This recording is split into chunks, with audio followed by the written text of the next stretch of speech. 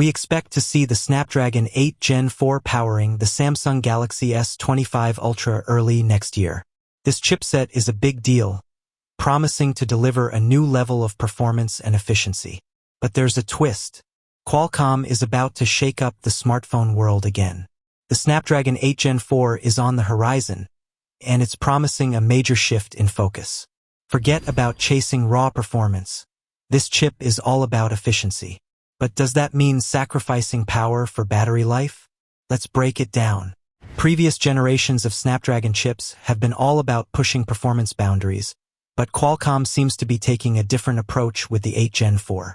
The focus this time is on energy efficiency. Leaked information suggests that the Adreno 750 GPU is a real standout. It's said to match the performance of MediaTek's powerful Dimensity 9300, but with a whopping 50% less power consumption. That's incredible news for gamers and anyone who enjoys watching videos on their phone. However, there's a trade-off.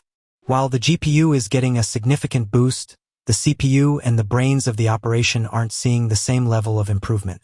We're talking about only a single-digit performance increase compared to the Snapdragon 8 Gen 3. This might disappoint those who crave maximum performance, but it's a strategic move by Qualcomm. By focusing on efficiency, they aim to deliver longer battery life, cooler devices, and potentially even better camera performance.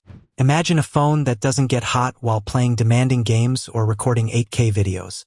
That's the promise of the Snapdragon 8 Gen 4. And with the move to TSMC's advanced 3nm process, we can expect even further improvements in power efficiency. But what if you can't compromise on performance? Fear not, because Qualcomm seems to be addressing that with the upcoming Snapdragon 8 Gen 5. This chipset is rumored to feature new, more powerful CPU cores called Pegasus, promising a significant performance boost. So, if you're an early adopter and can't wait for the latest and greatest, the Galaxy S25 Ultra with the Snapdragon 8 Gen 4 might be a good choice.